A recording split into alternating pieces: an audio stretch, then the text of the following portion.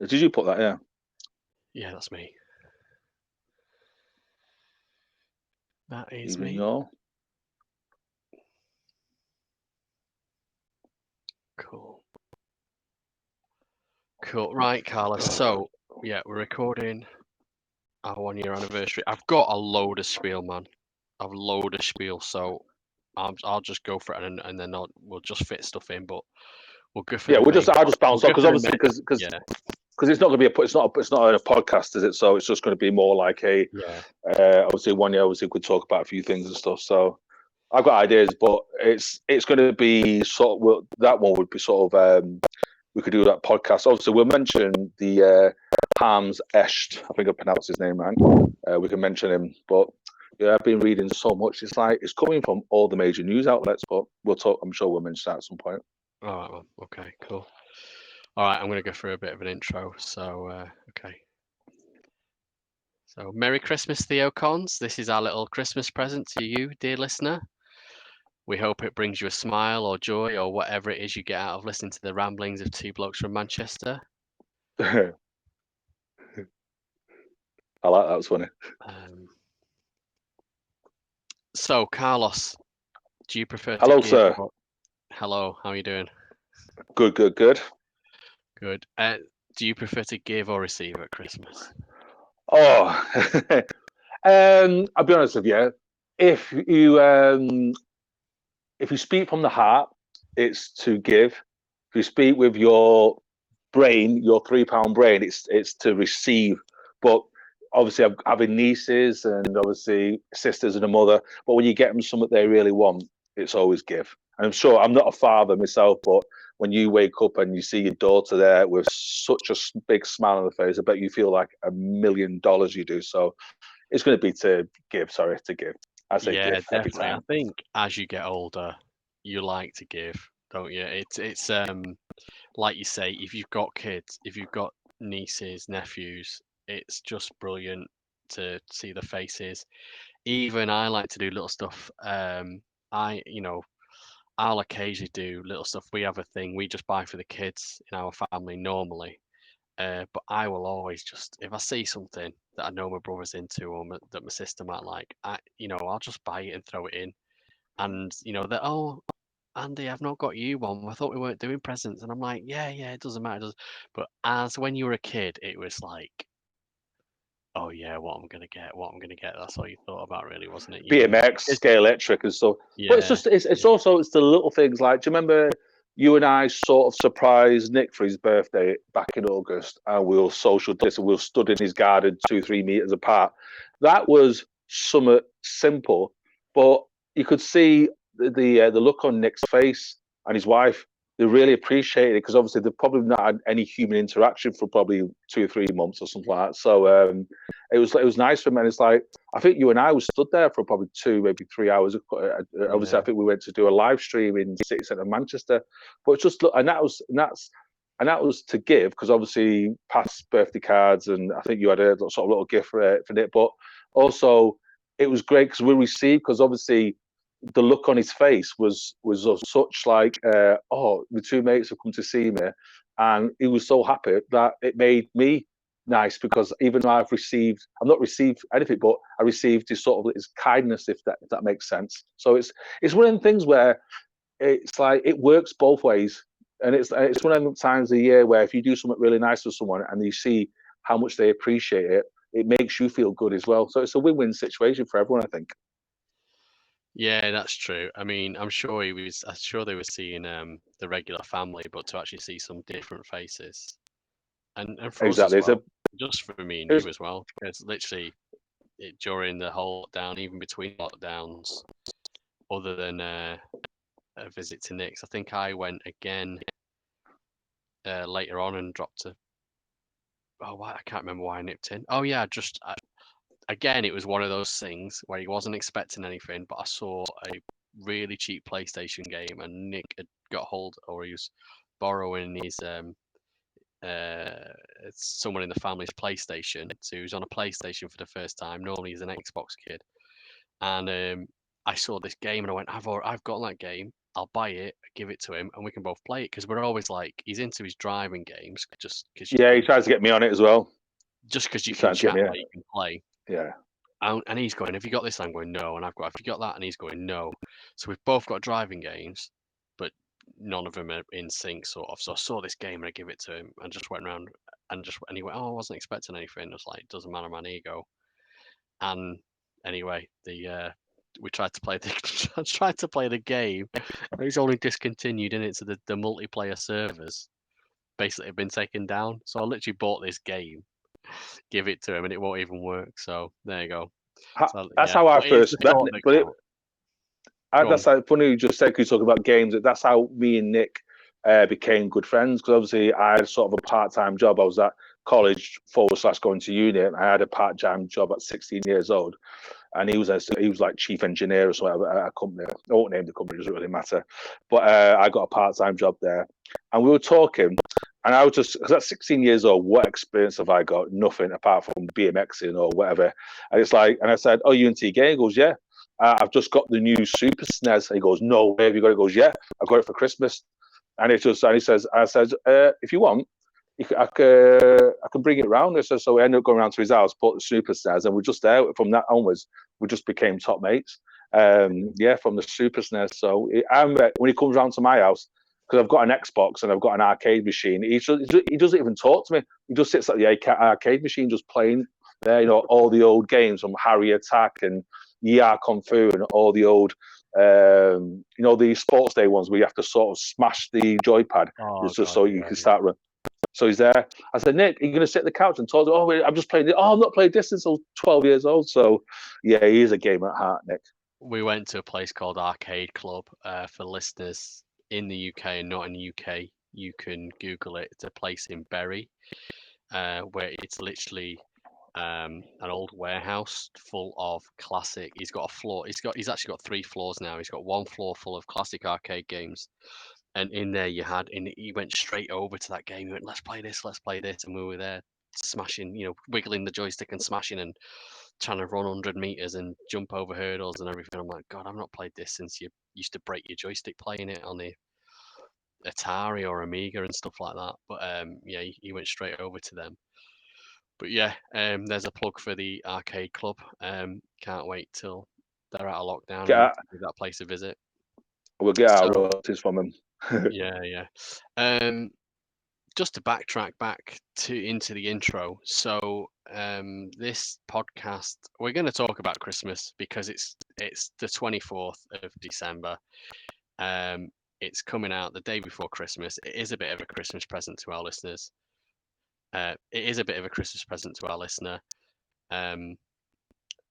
And but that's not the reason we're doing it on the 24th. And actually, what today's date is the 9th of December, so we are recording it Yeah. a couple of weeks ahead of time. But the main reason for today's recording is because it's also our 1 year anniversary. So our intro podcast came out this time last year in 2019. in 20. I was gonna say 2018. Yeah, it came out in 2019. Pre-COVID, pre all that, we just had an idea for a podcast, and I think we sat around a couple of Your weeks house it was. before, yeah, a couple of weeks before to talk about it, didn't we? And then we recorded one, and then by the time it got edited, it was probably our first meeting was probably this time last year. If you think about No, it, it was a we had to Wednesday redo night. it. Do you remember? We had to redo it. Oh yeah, We I sort of, don't remember yeah, that. because So it took us three sittings to do it. because we were both. So when you say both, we were talking. I think we were talking about 9/11, and we were on the podcast, and we were showing each other pictures. I'm saying it doesn't work on a podcast if you're showing each other pictures. You have to talk about it. It was like we brought, look, there it is, and go, hello, I can see it, but the podcast couldn't pick it up, so we had to Yeah, sort of redo it, and then we thought, okay, let's put some points across, and obviously it's like a learning curve, and I think after yeah, a good few, we got an idea how to sort of try and get it out to the public so they can select. So if someone sat in the car, they can see the bigger picture around and says, "There it is. Have a read for yourself." Well, someone sat in the car yeah. won't be able to get involved. So But I'm yeah, probably gonna Yeah, I'll probably come back to the 1 year anniversary, man, and we'll talk a little bit about Christmas. But this is not the only gift we've got for our listener, is it, Carlos? Because It is not.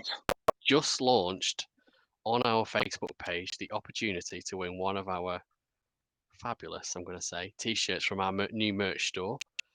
Dun, It's dun, dun. You don't need to put your own jingles in. That's funny. To promote it, yeah, it's to promote season 2. We're going to give one of these t-shirts away. The details of how to win this are all on our Facebook page, so you can head over there, check out the link. There's a video with my boring monologue telling you that, and a few examples of the t-shirts you can win. But literally, if you've seen any of the logos on the live stream and you prefer them on a t-shirt, and what color you want and what size you want, and whether it's for a man, whether it's for a woman, you can get one and give it away to someone. There's you know loads of different styles and stuff like that. So Or sell it yeah, on eBay for thousands of pounds. yeah, you might have to wait till we're a bit more famous. So for podcast listeners that haven't been to our Facebook page, there's a link in the podcast description called All My Links, and it will take you, and on there's literally all our social media. Just click the Facebook one, it'll take you to our Facebook page, and the video is pinned at the top of the page. And there's actually a link. There's also a pinned post to the merch store, so you can click the merch store and have a browse and see what you can basically win. Um, there are 4 different ways you can enter. Each one of them is completely free. Um, so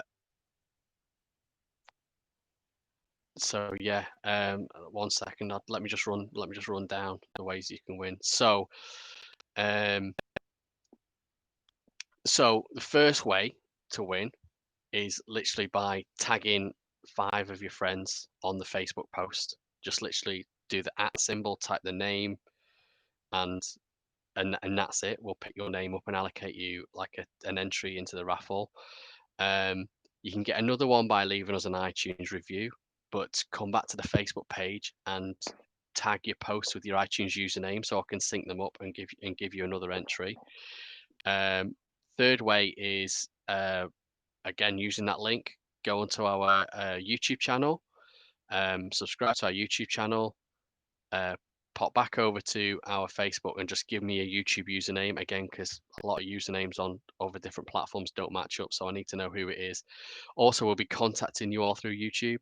And another way is to follow us on Twitch. So even if we're not live, you can go and find our Twitch channel. Just hit the little heart button to follow. So we're not asking you to subscribe, which costs you money or anything. Just hit the follow, literally just hit the little follow. Again, let us know what your Twitch username is, and literally you'll get 4 entries then. And we'll probably do a live draw on Twitch, to be honest, which will then also go out onto the podcast. So they're all the different ways to enter. We're not sure the timescales of season 2 yet, so we'll announce when we start season 2. We'll announce the closing date. Like I say, the winner will be announced during season 2 of the podcast as well. And like I say, we're going to contact the winner via Facebook. So follow the page so we can get hold of you basically and send you a DM and get your address details and which T-shirt it is you want to win and all that sort of stuff. I've been talking for a little while, Carlos. So back on Christmas, it's also a little bit of a plug, a cheeky plug. So yeah, we talked about giving and receiving. So Christmas is a time for giving, but it is also nice to be on the receiving end. So Oh yeah. if you want to reciprocate, listener, and give us a present, then at the top of my Christmas list, at the top of my Christmas list would be an iTunes review, obviously. Um, I would have said a and Tesla, me, or a Rolex a watch. Tesla. Oh no, man, I don't. No, I'm not asking for anything that costs money really, but and like I say, just those things I've mentioned there, just by subscribing to us on YouTube, following us on Twitter, and follow us on Twitch, it all helps with the social media and the presence and circulating the name of the podcast. Another good way, again, this doesn't cost you anything, but if you're a Prime Amazon member, you basically get one free Twitch subscription. So if you're already paying for Prime, all you've got to do, if you just Google it, you can just go onto your Prime account, you register your Twitch user account, and then you again come to our page. And when you hit subscribe, if you just scroll down, it actually asks you if you want to subscribe and use your free Prime membership. So, like I say, you're already paying for it in your Prime membership. It doesn't cost you anything extra, and it just bungs that Prime membership over to our channel, and we can use that towards our hosting costs. Um, so I think I looked at some of the stats. So it auto lapses after 1 month as well. It's not continuous. So you can if you are a Twitch user, you can throw your sub next month at another channel, or you can give it back to us. It's totally up to you. I think I worked it out that even if people subscribe just for 1 month, if about 20 people did this, it actually pay for our podcast hosting for 1 year. So yeah. So, and again, like I say, it costs you nothing. It's included in the price of your Amazon Prime subscription. So great. If you do want to contribute more, then you can check out our merch store. Again, talked about the link before. It's all over Facebook. It's in all my links in the podcast description. Anything you do buy from the merch store, whether it's a hat, a mug, a t-shirt, basically we just put 50 pence on the top of each item. So that again, that will come towards the podcasting, the hosting costs, and also things like giveaways. So yeah, the more of that we get, the more stuff we can give away, basically. So yeah, we're not in this for the money. We just want to spread the love, basically. And also put our interesting views across. Hopefully, people will find our views interesting. Well, we're totally opposite. They got to fall on one side of the fence. Yeah, true.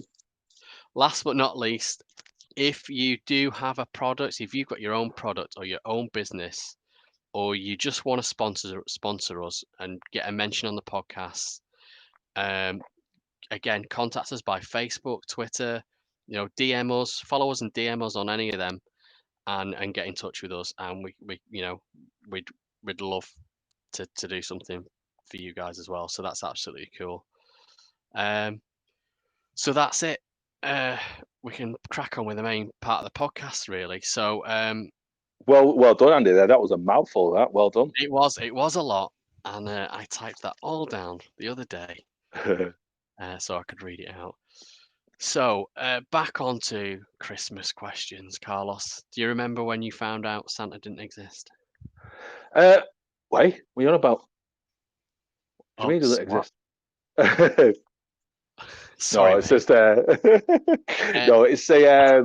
I think I was probably late. I was probably it's sort of either single digits. So it was like 8, 9 or something. I still believe. I think because I can remember because my mum was.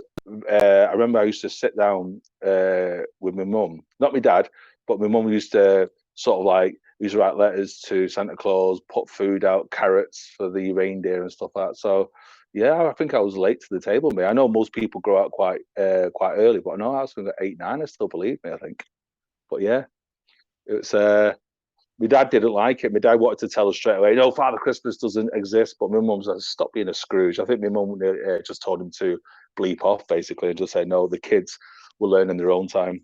So when you found out, was it like a shock to you, or did you think, oh, I knew he wasn't real? I think you knew sort of something else sit was there. going on.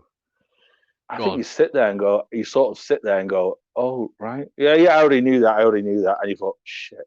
It's like you learn. That's the way I learned. You didn't go, oh my God, someone had to sit me down. I think you gradually might hear people on the playground or something and they go, oh yeah, I already knew that.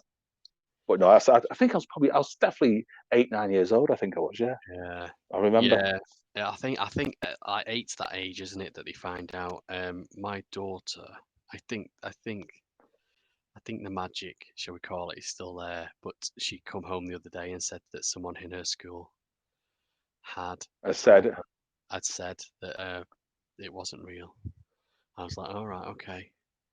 So I think it's yeah, different with kids nowadays with social media and stuff like that. Kids know more now than when we were that age, because obviously we knew everything we did through magazines or books. Where now kids will say, most kids now 8, 9 years, 10 years old, just say I've got smartphones, so they just Google everything. It's there on YouTube or Facebook or Instagram and stuff, or Snapchat, for example. Yeah. Yeah. I can't really remember, mate, when I find out. I don't think I had to be told. I think it was one of them where I just, God, is that skeptic in me? People probably go, oh yeah, Andy don't believe in anything, does he? But definitely there was You probably didn't know, but you probably wanted evidence of Santa Claus. I think just a little fact. The name Santa Claus derives from, is it Sinterklaas? Is a Dutch name, Sinterklaas, derives from that Santa Claus. Well, I've got So some Santa facts. I've got some Santa facts. So, okay, see if I know, because I read about that, because it's from Saint Nicholas. I think it's from the Soviet Union. I think it was, or Russia. But yeah, no, yeah, I think I mean, there was a time I remember me and my brother. We used to share a room. We had bunk beds, and I remember saying to him, "Let's stay up tonight and let's try and catch him coming in." Because what my mum and dad used to do is we would literally wake up and there would be like a sack or bag of presents um, at the Waiting. well, yeah, at the end of the bed, like sort of thing. You know, one with my name on, one with my brother's name on. So it's like, right, so how's he got in there? How's he come in with the bags? Because obviously you thought, and I remember trying to stay awake. And when you're a kid just laying there in the dark trying to stay awake, you You just can't. You just falling asleep, aren't you? It's the quickest way to fall asleep. It's like Yeah. It's like you just come in from the pub, and you've had a few scoops, and you said, you know what? I'm not ready for bed yet. You put some toast on. You put the TV to watch a film, and in half an hour, you're just dead on the couch. You just literally just zapped out. Yeah, there's no way. I've done it so many times, and by 1 o'clock, 2 o'clock, I was zonked out. But usually, I still get up at 6 o'clock in the morning.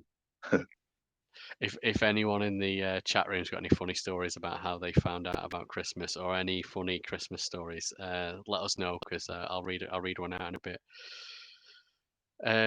Okay. Okay, Carlos. Let's look at some of the facts then. Okay. So I mean, you can Google these. They come out every single year. They get updated year after year. But how many billion? Oh no, that's million. That's wrong. How many million children do you think Santa has to visit? Yeah. Okay, so if let's do the math. So there's probably 7.8 billion people on the planet. Say there's going to be about, say, 4-5 billion of them are. Is it in millions or billions? Did you say? Did you say it? Give it me in billions. Yeah, give it me in billions. I'd say there's probably about 1.5 billion children, because I think it's going to be about 4 to 5 billion adults. You're not far. 1.9. And I think I got these stats are probably a couple of years old, just because they were better than the ones that came out in 2019. So 1.9 between 0 and 14 years old. However, 1 in 14, you said? Yeah, 1 to 14. I don't think he visits 14-year-olds, does he? I think they know by then. But he doesn't visit everyone, does he? So especially if you're being naughty, he won't visit you. Yeah, a lot of countries stroke religions don't believe in Santa Claus. They have different things and stuff going on. So let's say you just went to all the Christian type countries, or the ones that he believed in. It's actually that actually reduces it to 0.6 billion, so 600 million basically. Yeah, that's true. That would make sense. Obviously, in the Middle East, China, they won't recognize it or believe it. Yeah, you're probably about right. Europe and America and South America. And that equates to about 172 million homes, right? So, and then if you take into effect the time zones and the rotation of the Earth, Santa only has 31 hours, which is about 111,000 seconds to deliver to 172 million homes. That is. He has helpers, although he has helpers. Oh, does he? Is that how he does it? Because if he was doing it on his That's how we do own, it. that would be 1,540 homes per second. And but some science bods have worked that out, and that's basically it's under the speed of light, but it's close to the speed, because we know that nothing can travel faster than the speed of light, but apparently it's quite close to the speed of light.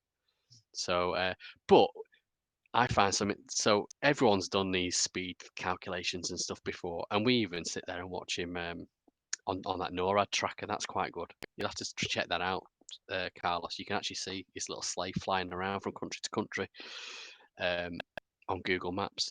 But how much money do you think it would cost him?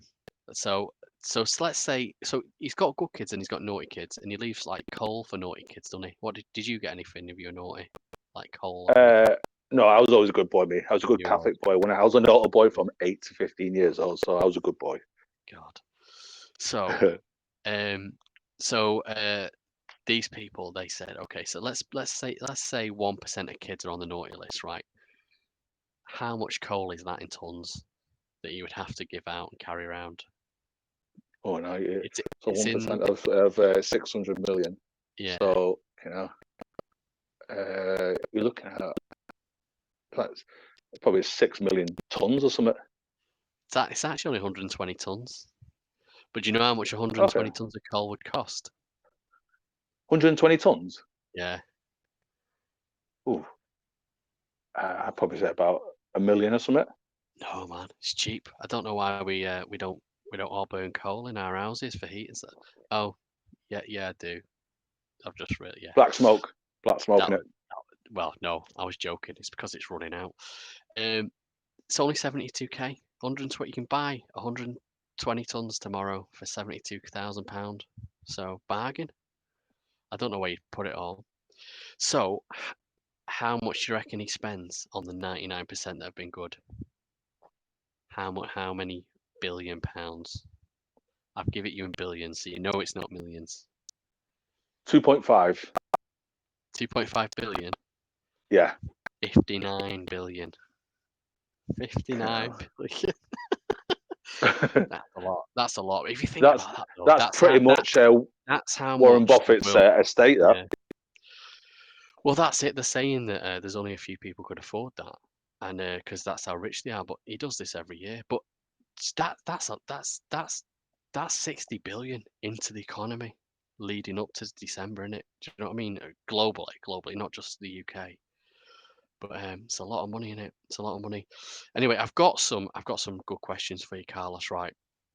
So I think you're going to know a lot of these because you're into your history and stuff. In fact, before I go into these, let me just see in the chat room. So Yeah, there's a couple of comments, quite a few comments Bobby from a few Shafter in the people. chat room says, um, I like Kate because it's magic, don't you know? Yeah. So Bobby Shafter in the chat room says, I was 5, heard the rumor in the playground in P1 that he wasn't real, so stayed awake and caught my old man attempted to fill the stockings about 11:30 p.m. He made me promise not to tell my brother he was 2.5 years old. Oh man, I can't believe that's what me and my brother tried to do, but I couldn't stay awake. It's like I had an older sister. I had 2 older sisters, but they never sort of took the surprise away from me. They just sort of like they thought it was probably cute, but my little brother still believes in him. Yeah, I think older siblings, if there is that gap, they do that. Cool, man. So I've got some Santa myths for you to debunk or whatever if you want to do, Carlos. I think you'll probably know the answer to a few of these, but let's see. You can play along in the chat room, play along at home if you're listening. So, Carlos, did you know why we know the classic Santa as the guy in the red suit? Oh, it was Saint Nicholas, and Why do we envision him in modern day as this big jolly man in a red suit? good question. I don't know this one because it derives from the name Santa Claus, which was Sinterklaas, which is Dutch, and it was a guy who was Saint Nicholas. red. I don't know. Red probably easier to see or something. Or I don't know. I don't know. Don't know this one. Don't know it. Well, Bobby Shafter on the chat room's got it. He's in the Coke advert, and Mr. Paris also says Coca-Cola was it. Oh, Well, so so Coca-Cola give us the idea. well, this is the myth. This is the myth. So Bobby and Paris have fallen straight into it. Kate also says that my 6-year-old told me today he used to wear green. That's correct. So the myth goes that Coca-Cola designed the modern red-suited Santa Claus as part of an advertising campaign. Coca-Cola did start using Santa in advertising in 1933, but Santa has actually been portrayed almost exclusively in red from the early 19th century. So they didn't actually invent the red Santa Claus, but they did jolly him up a bit and make him a bit more rotund, shall we say. A bit like your granddad or something like kind of thing. Somewhat friendly. Yeah, the big, the big jolly guy. Yeah. Because historically, yeah, he used to wear green and brown, and he was either quite tall or sometimes like elvish, or even like a little weird sprite. And we're going back way before the 19th century. Again, But Google it. I was thinking too deep there. I was thinking religious because it was a Oh no. Christian. It was a Christian from the sort of Yeah. 300, 400 AD. And he used to help all the poor children who were neglected and used to take presents and food to make him feel better and surprise them. I was thinking something like red would stand out so you knew he was different to everyone else. When you seen him, you could recognize him in the street. I was thinking No, too no. deep then. It was it was Saint Nicholas originally. So obviously, Saint Nick. And he was the patron saint of like lost souls, children, the patron saint of prostitutes, and basic people hard done to, because apparently, again, I just got this from a quick Google. He saved a couple of people. He gave a couple of women whose husbands had died and they didn't have dowries and they were going to get sold into the sex trade or something like that. And he gave them a gold coin each or something so they could buy themselves out. And that's where he became a patron saint of this, that, and the other, as well as other good deeds he did. So he was Saint Nick, and obviously the stories went from there. And like you say, it changed to that Santa Claus gimp. No, Bobby, he wasn't. He saved them from the pimps. So yeah, Kate, yeah, telling me he was right. Yeah, he's probably learned that at school. So okay, So number Santa's a two. pimp. No, he's not a pimp. He No, saved them. I'm just reading it. It made me laugh. That's No, what. I know. Okay, number two, guys. So number two, Carlos. Jingle Bells. It's a classic Christmas song, isn't it? Yes. Okay. Is it? Let's wait for the chat room. Yay or nay? Classic Christmas song. Jingle bells, jingle bells. Jingle all the way. Jingle. Oh, what Yeah. fun it is to ride on a one-horse open sleigh. It has to, unless it was the melody or was taken from somewhere else. And we, when I say we, the people sort of from the 30s or 40s, put the words to it or something, or just put different words. I'm assuming, like football Okay. songs, they're taken from hymns from mass, and they put their football team on top of it. Well, I'm what not looking actually too deep happened? into it. No. Well, no. Yeah. So Jingle Bells was written by James Pierpont in 1857. Pierpont was an American, and the song was originally one called "Horse on Open Sleigh." And obviously, you get like Whores, as in sorry, prostitutes. what? Sorry, it was originally called "One Horse Open Sleigh." It was One originally horse called open what? it was originally called "One Horse Open Sleigh." Okay, which is obviously a line in the song, and it's about Thanksgiving and winter fun. So it's not Oh, actually, it's okay. close to Christmas, but it's actually about Thanksgiving. In fact, again, if you Google it, there's a couple of lines in there that have been taken out of the Jingle Bells, which make it more obvious it's about Thanksgiving and just playing around in snow, basically. But yeah, it literally, people got hold of it and just changed it slightly over the years, and it became the classic Christmas carol. So I was So right then. So it basically was an old song, and we just rewrit it using the same melody, yeah, basically. yeah, yeah. I can't remember who was responsible for rewriting it and changing it, but James Pierpont wasn't. He was. I can't. He said something like plagiarism's all fine and good, but when you do it, don't go changing all the words. As the old saying in music industry says, "Where's the hit, there's a rip." That's what you say. Yeah. Yeah. So Santa went about with one prostitute on a small sledge. Just reading the stuff Bobby's coming up with. Okay, number 3, Carlos. How many wise men were there? In terms of Jesus, you're talking about here. Yeah. You're a Bible worshipper, aren't you? The Bible tells us there are 3 wise men, doesn't it? Yeah, the Magi. Yeah, so there was 3. 3, yeah. Yeah. How many? Yeah. Any numbers in the chat room? How many? Bobby Shafter says 4. Kate says 5. Just thinking now, because Not obviously, sure about Mr. Paris. Okay, so the Bible doesn't tell us there were 3. Matthew 2:1.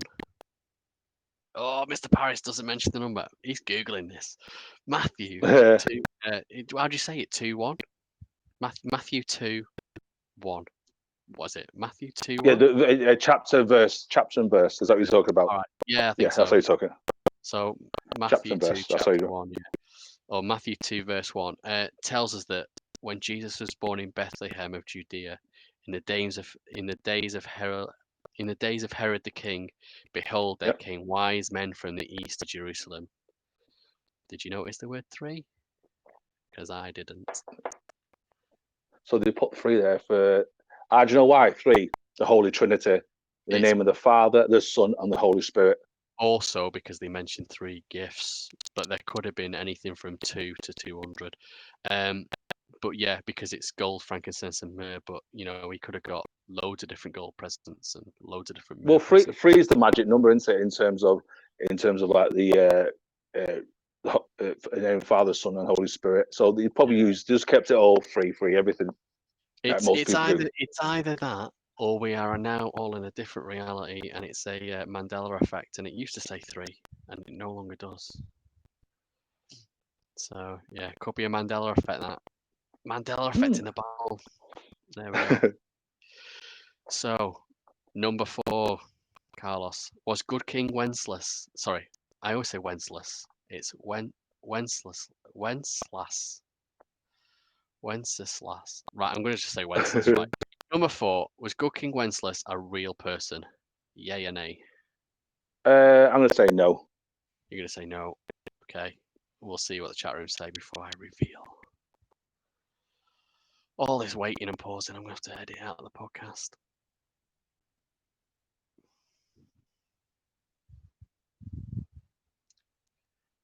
Oh, Bobby says yeah. Kate says no. Mr. Paris is still Googling. I'm joking, Mr. Paris. Mr. Paris says yes. So, good King Wenceslas, was he a real person? Was he a king? No, he wasn't. He was a duke. He was a real person. Sorry, right. Good King Wenceslas, he was a real person. But was he a king? No, he wasn't. Apparently, he was only a duke. Was he called Wenceslas or Wenceslas? No, he was called Vaclav. And was he good? Possibly. As a good person, you mean, or yeah, because good King Wenceslas. So king, we know he's not a king. So we know it's this. If you to rewrite it, it would be good Duke Vaclav. But on good, so they've got the king wrong and they got Wenceslas wrong. But it was based on this Duke Vaclav, right? Was he good? No one really knows, basically. But he was succeeded by his brother, and his brother was called Boleslaus the Cruel, and apparently he really earned his name because he killed Vaclav to take the throne, basically, or to take the dukeship or whatever it is. And I think history then later on rewrote it. Rewrote it, I should say. They sort of like promoted him from a duke to a king, basically, when they sort of rewrote it, and they made, and because he was killed by his brother, they made him out to be like the good guy sort of thing. But yeah, If you look at history, it's always like from the Bible. Cain and Abel. Cain kills Abel.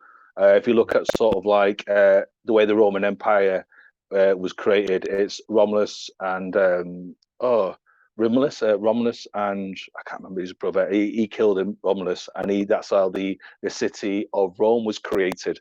So it's always stories in our Old Testament Bible and all historical sort of like a literature. They've always got like a warring brothers, and that one kills the other to take over. And we always sing poems or sonnets or even create stories about them. Sorry, films about them.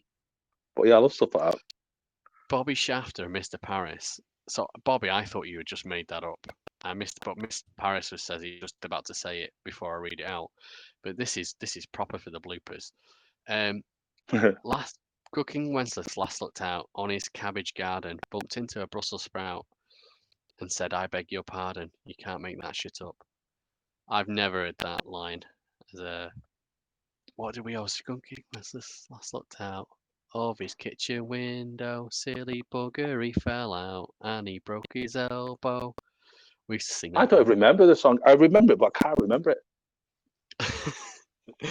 Right, that's definitely going in the bloopers, especially my singing. Cool. Last one for you, mate. So I've not been keeping score, but I think zero. I've got zero so far. I think. have you? Oh, okay. Yeah. You sort of been close with some with the Coca-Cola thing. You just didn't know it was Coca-Cola. Yeah. True. Brussels sprout must be a Celtic thing. Yeah, it must be, mate. Okay, right. So have you got an advent calendar, Carlos? I've not this year. Not this year. No. Because it's like Man United being a good boy. No, at the moment, United are being naughty. This year, United have been naughty, so no advent calendar for them. But no, I bought my nieces one, but I've not kept one for myself because I'll end up eating all the chocolates before the 25th of December.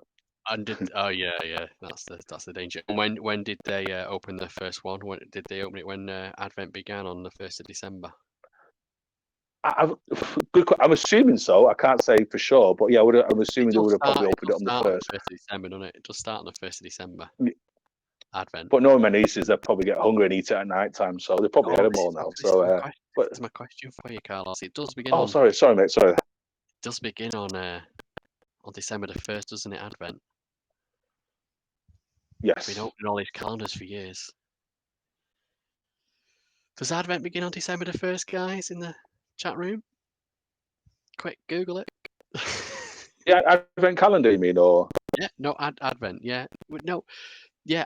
The Advent calendar is to celebrate Advent, the 24 days. It is a 24-day period.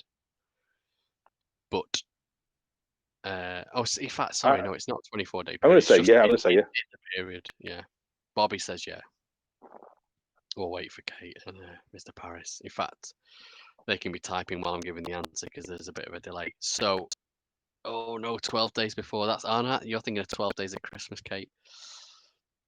So, apparently, well, not apparently, actually, Advent begins on the nearest Sunday to St. Andrew's Day, which is the 30th of November. So this year, Advent actually began on the 27th of November. The idea that it starts on the same day every year was put about by the manufacturers of the Advent calendars, which never used to have chocolates in. They used to just be little like cards with the windows and stuff with little messages in. That's why you still get the little pictures and messages. You know, when you open it and you get your chocolate. A lot of them still do have that. Some don't, obviously. But so the manufacturers of these Advent calendars, they're making them every year, and it's always going to be different. Sometimes it's the 27th of November. Sometimes it could be the 3rd of December, whatever. So every Advent calendar is slightly different depending on the year. And you know, all right, I'm going to print 10,000 of these, but I might only sell 5,000. What am I going to do with the rest of my stock? So they came up with the fact that actually we're just going to say it's 24 days. It's the 1st of December all the way up. And then that way they can reuse the same design. They can sell off old stock. And buy it for next year as well. Exactly. You just don't put a date on it. That's why sometimes all your chocolates will start going white because they didn't sell last year and you've been flogged them this year. So, Do you know what? so It's yeah, it's it's Bobby a, was right. it's Yeah, a the effect. subject which has bypassed me. Yeah. It's what Christmas. You know, the actual all this knowledge on it. I thought I need to read up. I'm reading a book on lighthouses at the moment, so I need to read up on Christmas. I know all Still the read. facts and figures and stats on Christmas. You still reading your Lighthouse one? No, Oh, yeah. yeah. So, so yeah, 2 secs, and sorry, just remembering No worries, to. mate. We can edit all these little pauses out as always. No, it's yeah, oh yeah, that's where the fun and games begin for me. At least I've got a couple of weeks to get this one sorted. Um, so yeah, that's it for Christmas. That's it for Christmas. So yeah, yeah, it's a shame we didn't have Nick on. He might have won that one, seeing as you did. So awful. But no, you weren't bad. Yeah, yeah, yeah. But yeah, it's all these traditions and things that we're so used to, and our kids is used to because they've not been told. A lot of them changed because of people nicking it and bending it for manufacturing and advertising campaigns and stuff like that. So yeah, it's crazy, isn't it? Still there, dude. I'm still here, matey. All right. Still, Okay, yeah. good. You're going a bit crackly then, so I was just making sure it was it me or What was you that? then. That's all. Oh no, you were going a bit Yeah. crackly as well. Wait, is the audio okay for you guys on the live stream?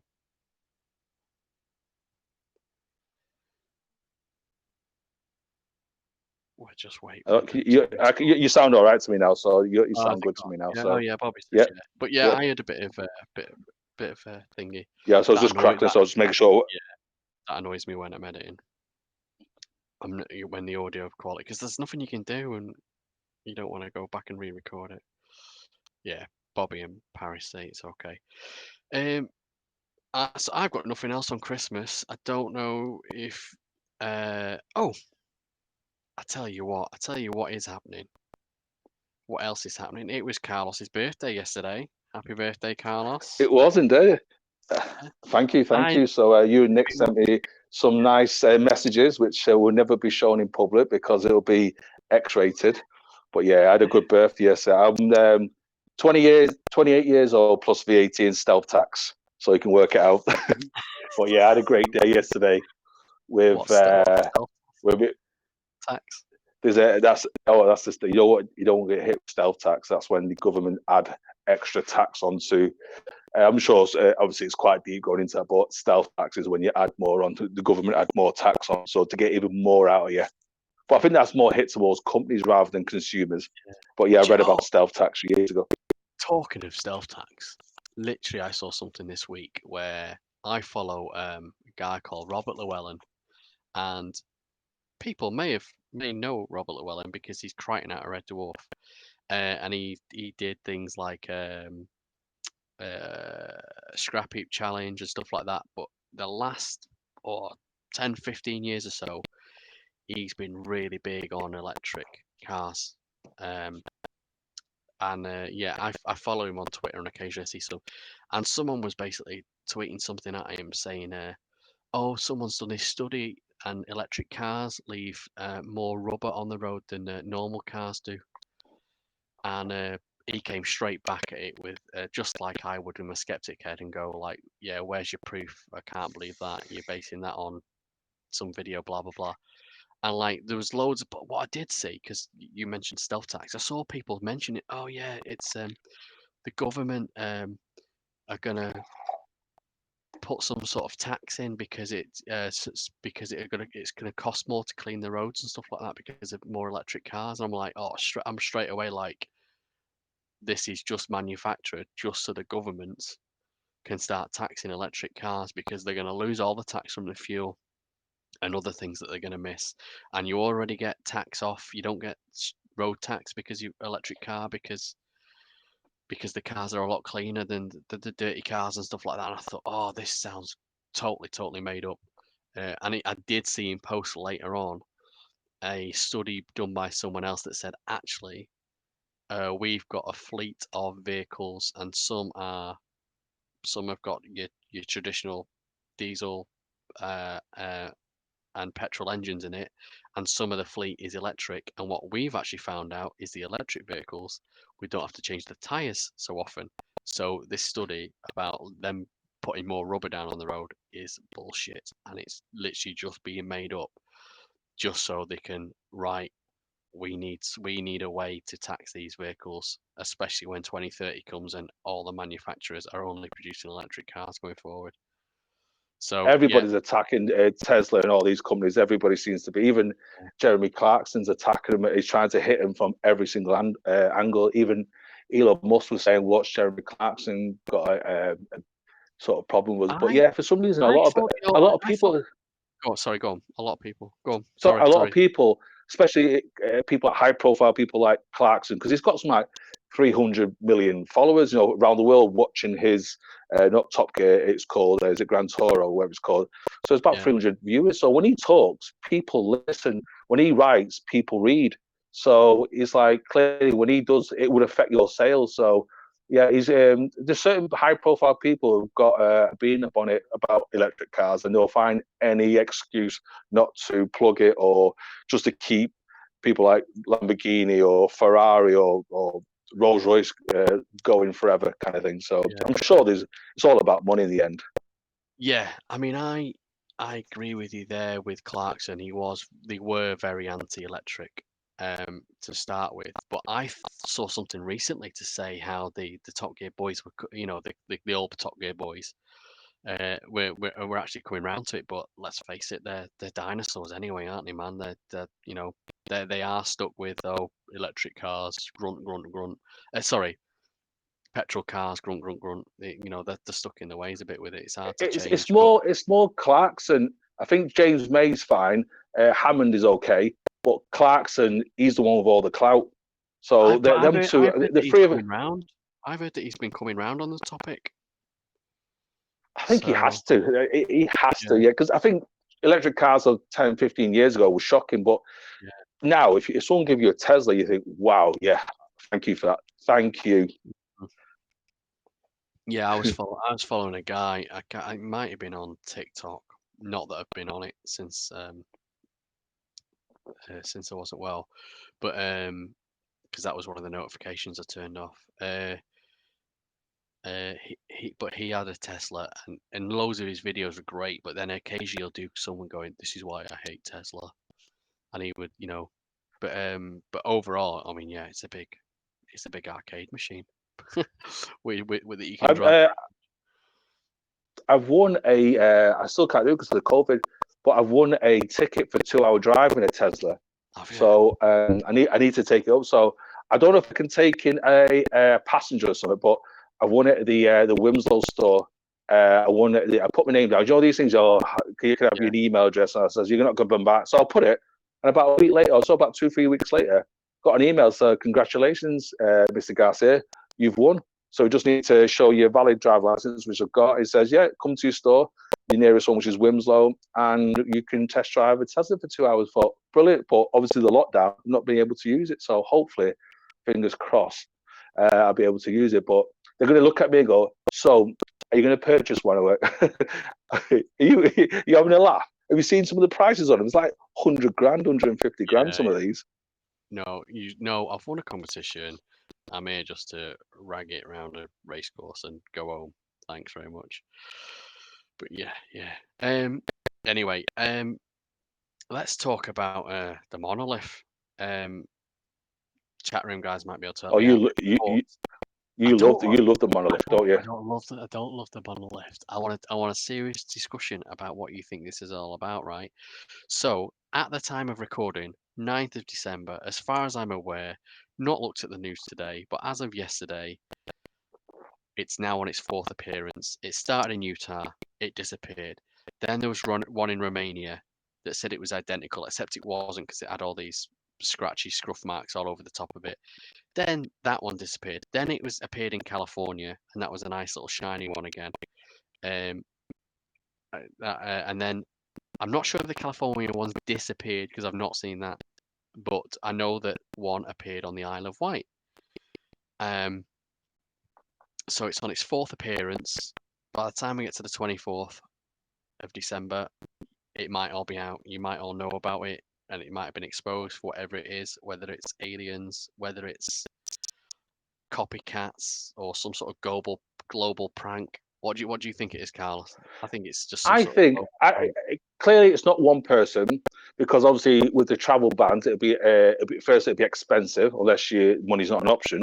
So is it I'm thinking copycat it could. then, or is it some sort of I think collaborative? a community, a community. So, for example, we've got a community of people on here. So we've got 20, 30 people, and we're from the UK, people from Edinburgh, from Northern Ireland, Manchester, London, and so forth. We could just sort of like you do Northern Ireland, you do Scotland, I'll do England, and that's what we'll do. We'll get a design, and we just sort of start plugging it. And at the end of it, there'll be some kind of website or some kind of sort of propaganda. This is us behind it, but we're also behind this, and this is going to be our future product. So I think it's going to be a community of people. I can't see it being one or two people. The cost involved for traveling the countries, it'll probably be into tens of thousands now. But like again, if money's no option, not a worry, then you can do it. But Do you I think think it it's could a be someone community of like the people. Masons or something like that have got that sort of network, and also they've got that sort of, they're all, they're not all, but there's a lot of like builder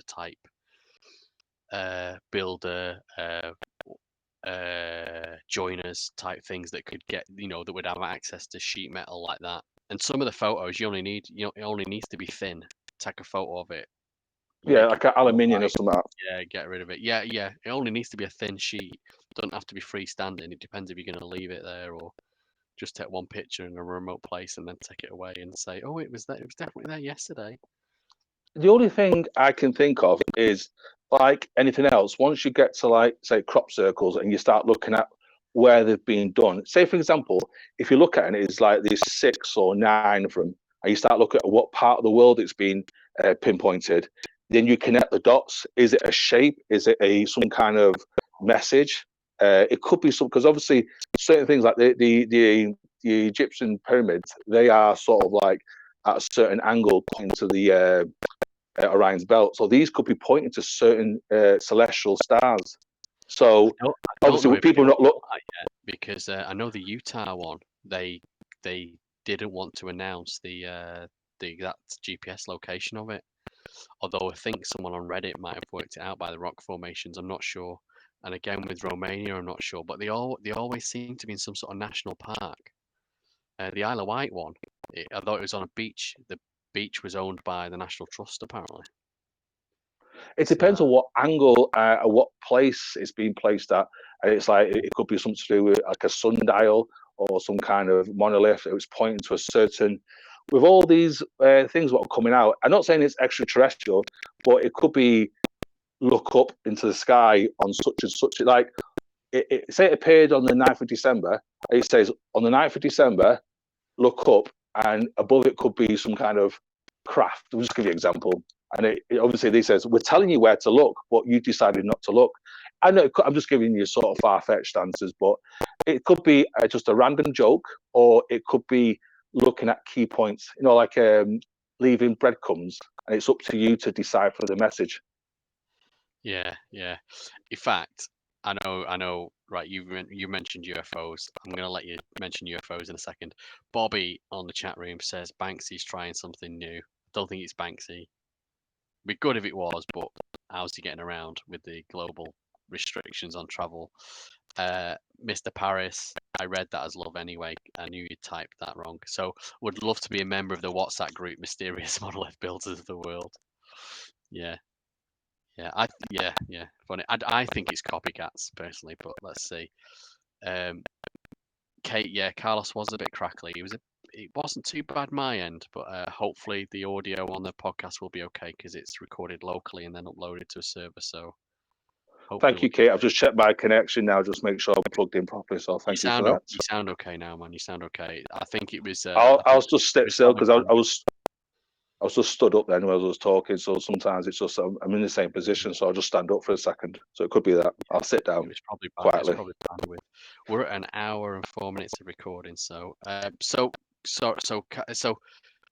listener, if you want to be one of our regulars on the chat room, you want to get mentioned in the podcast, you can find us on Twitch.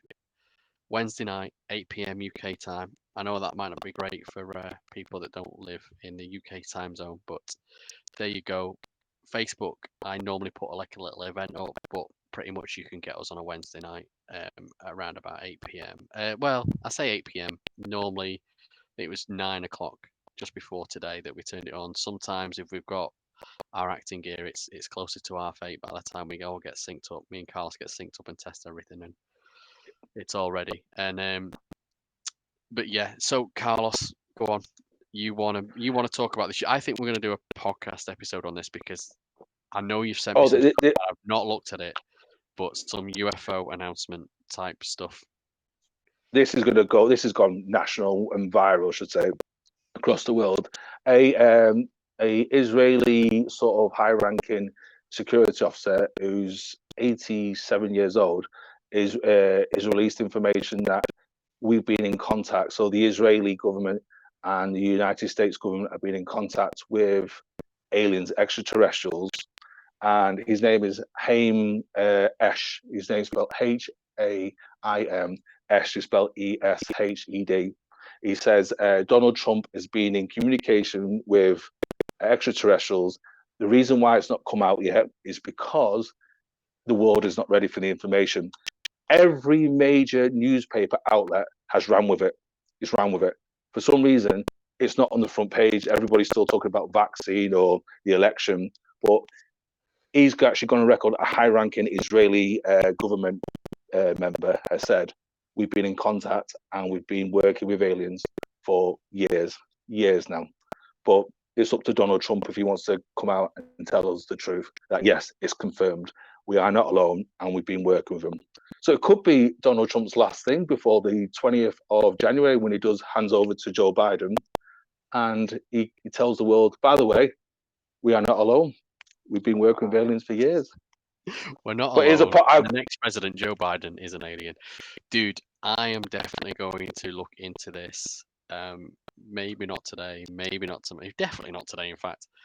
Definitely not tomorrow, probably. But I will look into it, and we'll probably do a catch up on another episode about it, maybe with one of our I've got guests. so much information on this, but like you said, it'll be another 2 hours of it. I'll get some info. My gut feeling, as a skeptic, is this is like your announcement when you said that the Pentagon have announced that the UFOs exist, and when I looked into it, Pentagon didn't say anything of the sort. It was When Joe Rogan released that information, but it's a clever way. It's a clever way of drip feeding information. It's a clever way of doing it. But Slowly they've been drip doing feeding. this since 1989, man. That's what they were saying when I was reading UFO magazine, and I was taking in every single word of it. I don't think I know we can go in for hours, but I'll just keep it short. But I think we're not ready for the information. I think even people like myself.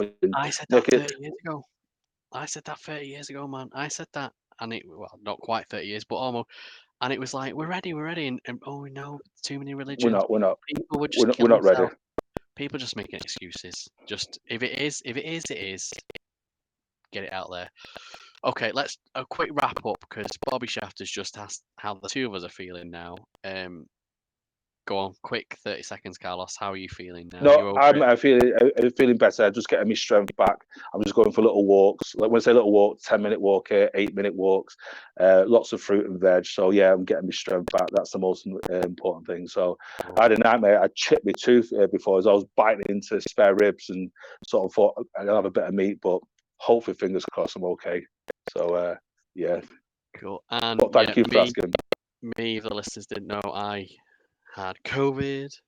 Fantastic. But yeah, it was a couple of weeks. It was I'm all right now. I've got friends that I've not seen for actually ages seem to be having a tough time. I've seen on social media that they've literally been in bed for days. It was just literally 24 hours for me in bed and then slowly getting over it. So that's okay. Talking of COVID, obviously your birthday, another birthday present for you. They start vaccinating people, Carlos, yesterday. That's true. William Shakespeare was number 2 to get vaccinated. William Shakespeare. Yeah, that was his name. Brilliant. So I've got some friends that follow this. I mean, you know, I'm pro-vaccine and everything, but I've got some friends that follow this quite closely. And messaged me earlier saying, in fact, I'd heard through someone at work mentioned it, and then my friend mentioned it how people are having some of the NHS workers that have had it are having side effects like allergic reactions to. Have you heard that, Carlos, to the Yeah, virus? I think there's quite a few people who's Oh, you saying. as well, Carlos. Sorry, I you posted mentioned it was me who's sort of you were the last third night. person. Third person to mention it to me. So, um, yeah, and I said to you, that's what happens when you do a trial and the people that go for the trial are all relatively healthy. Because if you were not healthy, you probably wouldn't go for that type of trial because there's a bigger risk that you're going to die. But what I wanted to say is my friend who always mentions placebo effect every chance he can get just to wind me up because I sort of say that you know placebo effect isn't sort of a real thing. It's not some sort of magic power where you can think yourself, well, the placebo effect, as far as I'm concerned, is sort of collective name for sort of like discrepancies that come up or biases that come up when you do sort of clinical trials. Because whenever you do a clinical trial, it's always on the word of the patient. So you give them a red pill and you go, how do you feel after that? And they go, yeah, I feel a little bit better, doctor. And he goes, yeah, well, that was just sugar. So maybe a little sugar to give him a boost, or maybe the fact that, well, I've just had a pill, so my headache should have gone away. So maybe I do feel better, or maybe it's just bad memory because when you hurt yourself, you always think it's the worst pain you've ever felt, and you go, oh, it's the worst pain I've ever, and then you think, well, actually, that time I broke my leg when I was 7, you just forget how much it hurt, don't you? Anyway, But it's a mental thing. It's like I think I told the story once on the podcast where I bought a crate of beer and I realised it was non-alcoholic and everybody was acting pissed. I kept my mouth placebo quiet, but beer, it's placebo beer. exactly it's all in the head. It's amazing what the mind can Well, do to you. exactly, it is in the head, but yeah, and it's dictated by how others act around you and stuff like that. But but yeah, going back to my mate saying he says apparently during the trials, some people reported mild allergic type reactions to the vaccine, including some of the people in the placebo group. And I thought, how can people in the placebo group be getting Ill. allergic type reactions when they are not getting? Well, obviously, you're going to know if you've had an injection or not. So they are injecting you with something. And I said to him, I said, dude, get me the paper. And he sent me the paper. It's like 140, 50 pages long. And I was scanning through it until I got to the placebo bit to find out, because I thought, oh, maybe they just maybe they've come up with two sets of the chemical. One's just got the antivirus body in it, and the other one's not. It's just the stuff that the antivirus body is dissolved in, and they give it to you, and it's an allergic reaction to the solvent that the antibody, not solvent, I don't think it's the right word, but the carrying agent that the antivirus is in. But anyway, no, it was just saline solution, which is what I thought they probably were injecting people with anyway. That's normally what they do. But people were saying they were having reactions to it. But yeah, so yeah, not sure about that one. But yeah, like I say, yeah. Just Mr. Parris just said it is a saline solution. That's what I thought it was, but I thought, why would people have reactions to that, Mr. Parris? So I thought maybe it wasn't just a saline um, solution. Maybe it was something else, and therefore they were also getting allergic reactions to it, or something like that. But anyway, yeah, I don't know. There could be other reasons why they're having allergic reactions. I don't know. But But to jump apart, in, sorry, yeah, sorry to jump in, but it's like Bill. I know we talked about this before, but Bill Gates, when he was doing the test, 80% of the people were getting side effects, and the rumor has it, and obviously people talking that he's been taken out or he's been removed not allowed in or banned from 22 countries. I know Snopes will say the opposite, but there's a lot of information coming out that Bill Gates is banned from 22 countries because it was up to 80% of people were getting side effects, really bad side effects. So What, that's obviously from the Bill Gates version or from this from the vaccine. From the vaccine, from the UK Bill one? Gates was working. No, Oh, not the from UK one, all but the right. yeah, from the vaccines that Bill Gates was working on. Yeah, yeah. But that's another episode. That Yeah, could be. But yeah. Anyway, yeah. The jury's still out on that. Who knows what? And yeah, I think it comes back to, like I say, you get volunteers for something like this sort of trial. Like you say, if you're generally ill and allergic to a lot of things, and you're sort of in that risk category, you're not going to volunteer for a trial. And that's the problem with trials. There might have been 20,000 people in it, or 200,000. I think it was 20,000 people. There might have been 20,000 people in the trial, but they were all relatively, well, I don't have anything wrong with me. I'll go for it. You know, if I do get COVID, there's usually the a very healthy small people, chance. correct? Yeah, Exactly. Yeah. So yeah, that's the trouble. But yeah. So I mean, like I say, time will tell. I mean, I don't think people are going to start growing extra arms and shit like that. I don't think these people are coming. Oh, it's going to sterilize everyone, and we won't be able to have kids and all this sort of stuff. I don't think it's going to be anything like that. But yeah, that's just that is just crazy talk, I think. But we'll see. So cool. That's the podcast done. Cool. I'm happy to sit on and chat to the chat room guys for a bit. Yeah.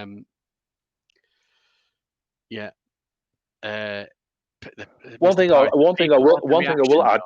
Go on, I was just going to talk. You talk about Christmas there. Joe Rogan launched his podcast on 2009 on Christmas Eve as well. And that's a little interesting fact for you as well. God. That Oh. Just add it onto the Christmas one. When we're at the podcast awards and you sat next to him on the same table, Carlos, you can say that to him. Oh, you are my inspiration. Our first podcast is on Christmas Eve as well. Right, Mr. Parrott, the people who had the reaction, though, it mentioned that they also had a reaction to previous vaccines like flu. Yes, possibly. I think my daughter has reactions to flu. She has, they don't give you injections when you're at school, but she has, it's like a little dropper thing. Or oh no, it's like a little thing that they sniff up the nose. And literally a couple of days after having it for the past 3 years, she didn't have it this year, but the previous 3 years, we've ended up at out of hours doctors because she's had temperatures that we've not been able to get down. We've done everything. We've given her paracetamol, stripped her off, put fans on her, but couldn't get us the temperature down. Obviously, that can be quite bad. So this year we just said, nah, we'll give it a miss, and and she, yeah, and me and the wife get corona instead. So there you go. Placebo group though, weren't there also studies how placebo actually works on your system, power of the mind? I think the power of mind is a big thing. Work. But yeah, the power of mind is, I think the faith healers thing, a lot of that is adrenaline at the time. It's yeah, there's also a guy, wanted to believe as well. Yeah, there's a guy on another podcast. So it's called Skeptics with a K, and there's a guy on that podcast, and he has covered about 140 or so different trials that have contained placebo wings, and he's got the papers, he's looked at the data, and he ripped apart that show that guy did the other year, where he got a load of people and convinced them that it was, it was all power of the mind, and they didn't need they didn't need the medication, and a lot of the time it's, I don't know, it's what do I want to say? Well, basically, going back to the papers, he was seeing how these doctors that were doing this research, a lot of them had were cherry picking data and had a benefit of proving that it was a placebo, because they could then just sell a book and become famous based on that sort of stuff, rather than actual, just being paid as a doctor or whatever. It wasn't all like that. But a lot of people that were then looking at these studies and using it to prove that, I mean, a lot of people were trying to prove that, what's it called when you get them, oh my god, homeopathy.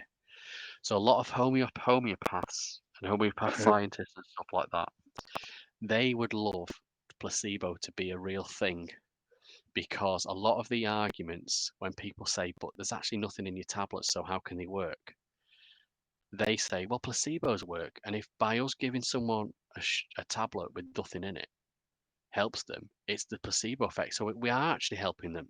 So these sort of people will take these studies and they will cherry pick for them and reference them to try and prove that the placebo works, because it benefits them and it benefits the thousands of homeopaths that are peddling the same sort of stuff, if that makes sense. And basically, yeah. So basically, he just took every single paper apart that he came in front of, and he's done it over like the past 2.5 years. They put a podcast out every couple of weeks, and for a long time he was just doing it. He would have another story, another story, another story. Sometimes he'd do 2 or 3 or 4 in one go. But there was, you could see how they've been cherry picked and misquoted. And actually, when you actually do look at the numbers, he was going, actually, what these things show. So, for example, there's a report where, and a lot of homeopaths cite this, is where they used to do this operation on your knee. I can't remember exactly what it's for, but they would do like microsurgery on your knee, and a lot of people that are having this, they either got better or they didn't. So is it so?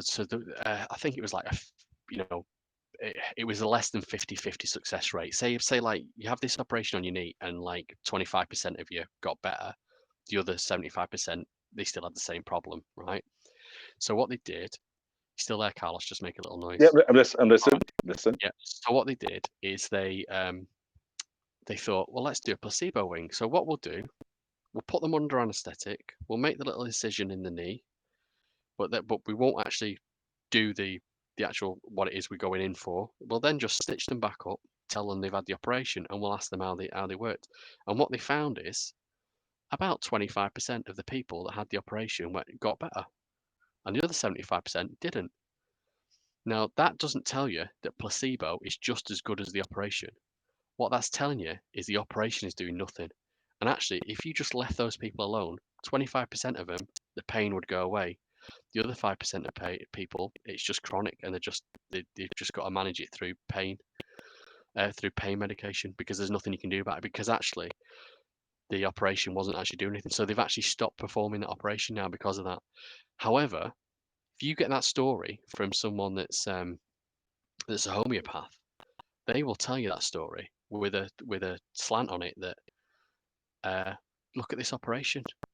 Placebo was just as good as the operation. They did a fake operation, and the power of the mind fixed that knee just as many times as the actual operation fixed that knee. And they're bending it round, but it's not actually what it proved. There was another study in Australia on it's this vein in your neck, and I think it was causing MS.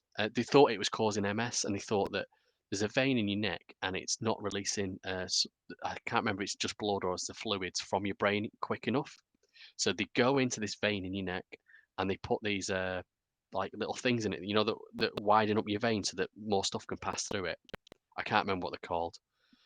And the guy was doing this operation, and he was peddling it, going, yeah. This is something I've come up with, and it's again, it's cure. And they did a placebo thing. They went all the way in. They went into the vein, and then instead of inserting the thing, they just came all the way back out. And again, they found it was about just as successful. And they went, actually, no, it's not the power of your brain that's helping you. We've actually found out that that operation's not doing anything, and that small percentage that were getting better from it would have just recovered anyway.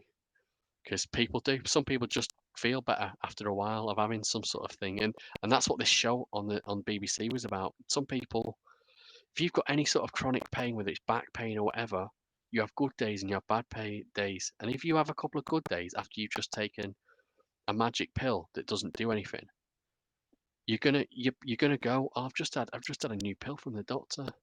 It must have been that, therefore it must work. And then he'll go, well, actually that pill doesn't do anything. And then the guy on the show says, no, it was the power of your brain that did that. And then all of a sudden, oh yeah, I used to go everywhere in a wheelchair. Now I can stand up for a bit and do this. It's like, well, on good days, mate, yeah, you probably can. But but but is it all making sense what I'm saying? But when winter comes and you get a bit cold, you can have days where you can't get out of that wheelchair, and you'll revert back to it's called reverting back to the norm. Sometimes you'll be all right, sometimes you won't be. And yeah, that is my honest. They're my feelings about placebo. Placebo. The trouble with all these tests is you. In fact, I'll tell you one about cows. See, I can talk about this for ages, right? So the trouble about all You these can tell tests, because you're really passionate about this. I know, It's like me with aliens and stuff like that, and World War II. The trouble with all these tests is you're relying on the person that's feeling the pain or had the operation or taking the magic pill to give you feedback, right? So there's all these like what they call biases. So if a doctor's give me something, then like you say, I go away, I take it for 2 weeks, and he come back and he goes, well, right, you told me 2 weeks ago that on a rate of 0 to 10, your pain was a 6. And how do you feel now? And you go, oh, well, I don't want to tell the doctor this isn't working. I want to carry on taking these because I've had a few good days. I'll tell him it's a 5, or I'll tell him it's a 4. Or maybe I've just gone in there, I'm having a good day, and it's a 2, or whatever. Do you know what I mean? Or like I say, oh, my headache today, was that as bad as it was 2 weeks ago? I can't remember because you compare, your memory fades, or you don't think like I said earlier. Every time you experience, I get a paper cut. Oh, that's the worst feeling I've ever had. But I'm pretty sure I had accidents as a kid where I was gushing blood. Were pretty worse than a paper cut. Do you know what I mean? But I can't remember that pain anymore.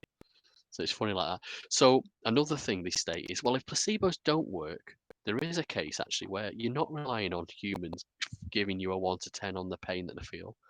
What about vets, and what about animal husbandry? So you get cows. Oh yeah, let's talk about I'm a Celebrity in a minute. So what about cows? I'm probably boring, Kate. What about cows and stuff? We can do a placebo wing with cows, right? So they go, well, actually, you're not getting rid of human intervention. Again, with cows, you're relying on that person looking after the cow to give you the feedback because the cow can't give you a rating, And how does that guy? Obviously, it'll give you a rating if the way it's walking, the way it's performing, is it eating, is it producing, is it breeding? He is still subject to the biases, though, isn't he? Cows can have good days and bad days, like all of us, but he's still subject. The person who's reporting this is still going to be biased because he's not blinded. This is why you do these double blind tests, and actually, when you look into these, when everyone is blinded, you normally find that there's no difference between no treatment wings, placebo wings. They will just then match up because again, with no treatment, even with no treatment, so without a placebo, with no treatment, like say, people can always have good days and can always have bad days, so you will get that fluctuation and you will see that. Anyway, I've ranted on far too long about that, but that's how I feel about placebos. It's definitely not power of the mind. It's biases towards. We could probably do a topic on it because obviously I got a few things there, but obviously it would end up going for like 3 or 4 hours and stuff, and back and forth, back and forth. There's half an hour, but change the subject. Yeah, so I'm a Celebrity. Yeah, I said that Shaney was not going to win. Yeah, I'm glad he wasn't even in the top 3. Who was the? Because obviously I don't watch it, but who's the main superstars or the It was main famous people there? someone I'd never. Oh, I thought you were gonna ask who'd won. So Vernon Kay was in it. You'll know him. Yeah, Vernon from Kay. Bolton. Yeah, Shane Ritchie. Yeah, I know him. Vernon Kay came third. Shane Ritchie came fourth. The guy off the radio, also from the north. Someone Kate, remember what his name is. He's on Radio 1. He came second. Giovanna came first, and she is the wife of oh my God, what is some singer? You're gonna have to Google it. Oh, I won't Google it. It's just, but I'm assuming is she famous or her husband famous? Well, she's famous because she did. He's famous, and I think they've been together for years and years. Jordan North, thanks, Kate. Who was Giovanna's husband? What's his name? He's McFly, one of the McFly guys. So he's in Ah, okay. McFly, obviously. What he's Tom Fletcher in McFly. Thanks, Kate. He wrote a song about her and stuff like that, and but she has got a podcast. Oh, is it Tom from Busted? Is it Busted? I thought it was McFly. Well, I might be wrong. Might be Busted. She's got a podcast and about a mum's. It's like a mum's podcast thing, and she had Kate Middleton on it. So that's what got her famous. This Kate, apparently Kate Middleton podcast just blew out of the water. So there's that. Who else was on it? There was Happy Mum, Happy Birthday is the podcast apparently. Who's the phantom dribbler? As Mr. Paris said. Who was it? I think everyone thought it was Shane Ritchie. I'd like to believe it was Shane Ritchie. Vernon Kay reckons it was Shane Ritchie, and he came out a day later. So, but yeah, there we go. I don't even recognise these names. Vern, obviously, Vern and Shane. Recognise him. Oh yeah, Shane did say it was Vern, but he was probably saying that just because Vern. Oh, because they went Vern thinks it was you, Shane, and he's no, it was him. He's 8 foot tall. No wonder he misses from that height. I see something from Twitter. So obviously you see things on your timeline. I don't. Just there was a guy who was falling out with someone, but that guy who used to be on the TV, and he's got a podcast as well. He had a beard or something. Obviously, I don't know his name, but you recognise his work. He used to do the Channel 4 show. Was he in it? Channel 4 show. Do you remember from about 10, 15 years ago? He introduced Ali G, the Channel 4 show. Is he a presenter there on there who's got his own podcast as well? They're talking about Adam Buxton. He's a podcaster with a beard. I think we jumped onto his podcast about 2-3 weeks ago as well. Oh, Ian.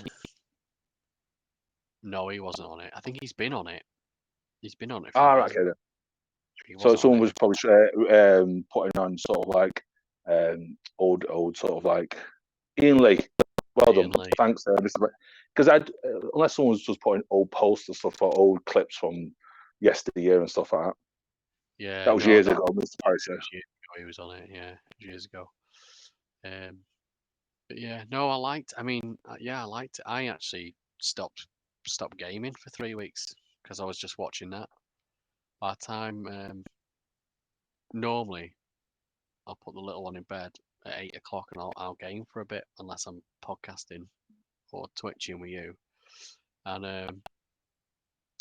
yeah, I just literally stopped gaming for 3 weeks because at 9 o'clock that was on.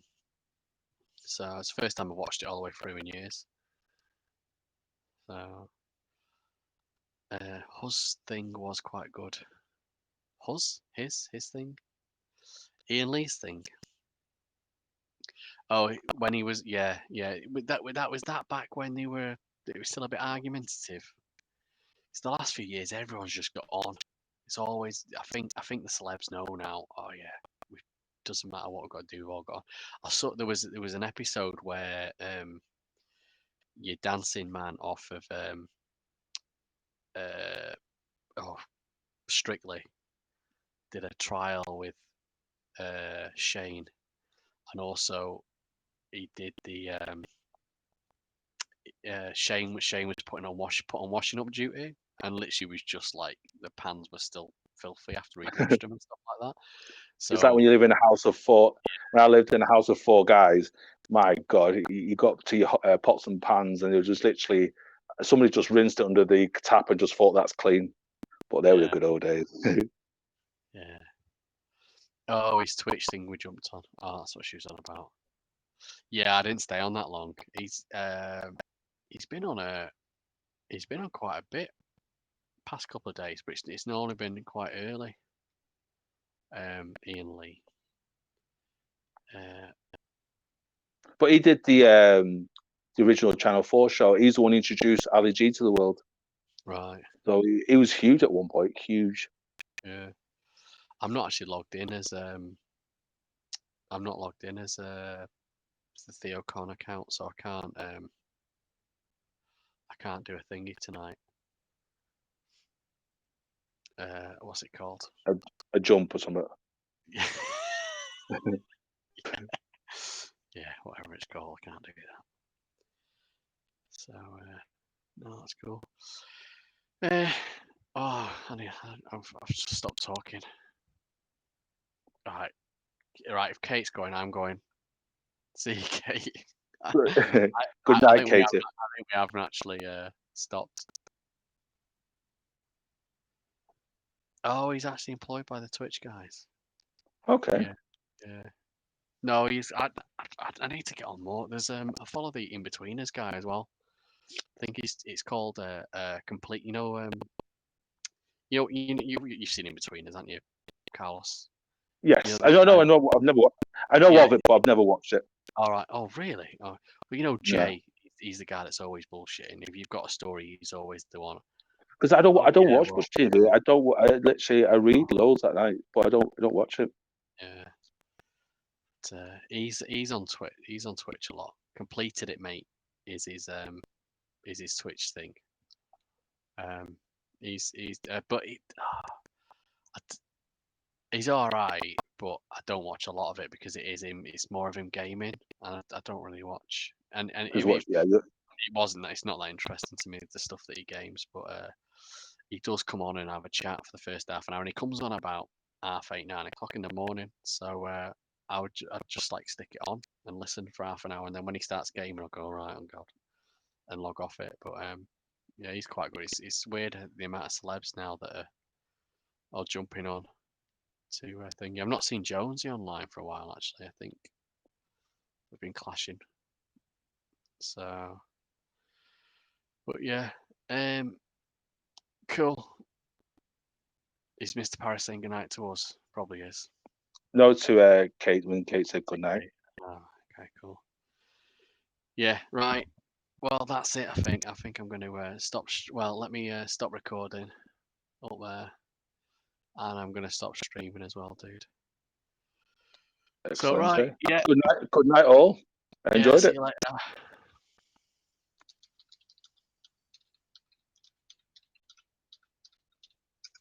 There you go. Just my final little message. See you later.